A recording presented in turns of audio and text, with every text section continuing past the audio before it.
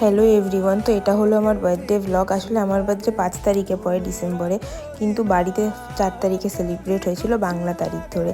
আর এটা হলো আমার বোন, আর এটা হলাম আমি, আর এটা হলো আমার ভাই। কিছু কথা বলছিল। এটা হলো আমার ছোটো মা, পাশে বৌদি। আর এখানে কেকটা তো কাটাই যাচ্ছিল না, কেকটা যেহেতু ফ্রিজে ছিল বেশ শক্ত হয়ে গিয়েছিল আর কাটা যাচ্ছিল না। তো প্রথমেই বাবাকে কেক খাওয়ালাম, তারপরে মাকে। আর বাবা এখানে আমাকে 50 টাকা দিচ্ছে, আর ঠিক আছে, কোনো ব্যাপার না।